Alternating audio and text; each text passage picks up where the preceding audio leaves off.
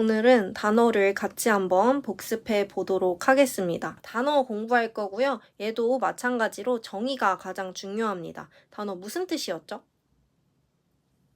자립할 수 있는 가장 작은 단위였고요. 사실 예외가 한 가지 있었어요. 조사 예외가 있었어요. 그래서 조사는 자립할 수 없지만 단어로 쳤고요. 그래서 단어는 자립할 수 있는 부분과 조사 이렇게 기억을 해주면 좋을 것 같아요. 자, 단어도 형태소랑 마찬가지로 앞에서부터 문장을 끊다 보면 실수를 할 수가 있어서 꼭 나만의 규칙을 세우고 있는 게 좋다라고 말씀을 드렸었고, 첫 번째 단어 역시 가장 작은 단위이기 때문에 문장에서 힌트를 준 띄어쓰기는 맨 처음에 활용을 할 거고요. 그 다음에 조사를 띄어내면 단어를 쪼개는 건 전부입니다. 쉽죠? 형태소랑 헷갈리시면 안 되고요. 자, 첫 번째 단어가 이제 우리가 두 가지로 분류를 할 수 있는데 단일어 그리고 복합어 이렇게 나눌 수가 있어요. 단일어는 실질 형태소가 하나인 단어, 즉 어근이 하나로 이루어진 단어고요. 그래서 더 이상 쪼갤 수가 없습니다. 예를 들면 하 그리고 늘 이렇게 쪼갤 수가 없죠. 아버지 이렇게 쪼갤 수가 없는 것들, 이런 것들을 우리 단일어라고 부릅니다. 자, 그 다음에 두 개 이상의 어근으로 이루어진 단어도 있는데요. 크게 합성어랑 파생어로 분류되는 단어고요. 이런 아이들을 복합어라고 불러요. 첫 번째 합성어 먼저 볼 거고요. 구성 방식에 따라서 두 가지로 나눌 수가 있었습니다. 통사적 합성어 그리고 비통사적 합성어 이렇게 나눌 수가 있었고, 통사적 합성어 그리고 비통사적 합성어를 만들 수 있는 방법이 되게 여러 가지가 있었는데 뭐 달달 암기할 필요는 없고요.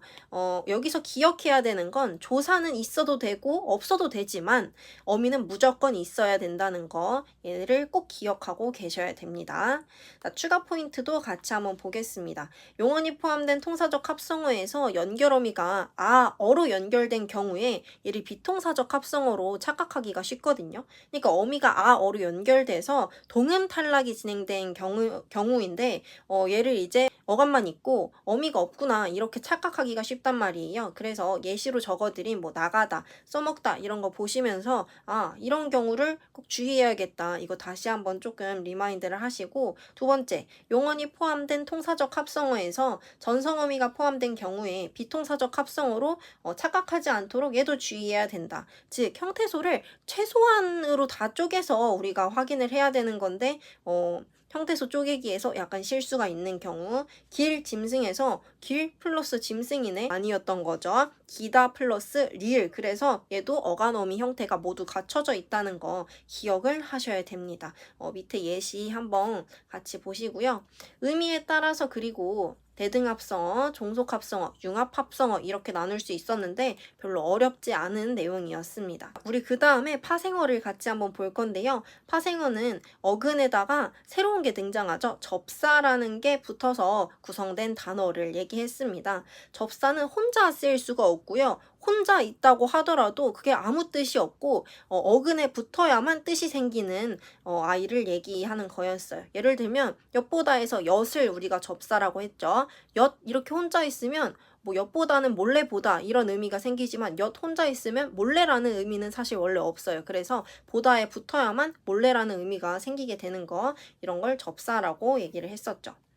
자, 밑에 추가 포인트 중요합니다. 음이나 기 같은 명사파생 전미사랑 명사형 어미를 구분하실 수 있어야 되는데요. 첫 번째, 제일 쉬운 방법은 서술성을 확인하는 거고, 그리고 수식어를 확인할 수도 있습니다. 나는 내 강아지가 제일 빨리 달리기를 원했다 해서 이 달리기는 명사파생 전미사 기가 붙은 건지 아니면 명사형 어미 기가 붙은 건지, 즉 이때 달리기가 명사인지 아니면 동사인지 이걸 조금 구분하실 수 있어야 됩니다. 자, 그 다음에 이다 한번 볼게요. 동사파생 전미사와 서술격 조사를 구분하실 수 있어야 되고요. 얘는 조금 쉽습니다. 앞에 체온이 오는지 안 오는지를 확인하시면 됐어요.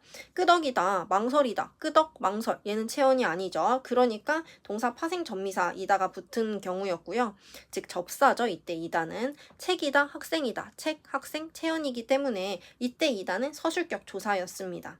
이도 한번 볼게요. 명사파생 전미사랑 부사파생 전미사 두 가지가 있었고 얘를 구분하실 수 있어야 되는데 즉 이가 붙어서 완성된 단어가 명사인지 아니면 부사인지를 구분할 수 있었어야 돼요.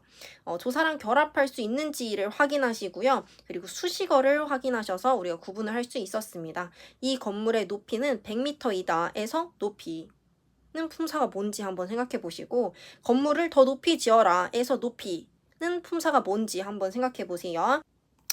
자, 그 다음에 뭐 복잡한 합성어, 파생어 이런 거 있었는데 어렵지 않았고요. 단어의 의미 관계에서 다이 관계, 유의 관계, 반의 관계, 상하 관계 있었는데 그 중에 다이 관계에서 중심 의미, 주변 의미라고 불렀던 키워드 있었던 거, 상하 관계에서 상이어, 하이어라고 부르는 키워드가 있었던 거, 반의 관계는 상보반이어, 정도반이어, 방향반이어 이렇게 세 가지가 있었는데 제가 이렇게 이름을 언급하면 각각이 뭐였는지 정도는 조금 기억을 하실 수 있으면 좋겠습니다. 여기까지 해서 단어 마무리 할게요.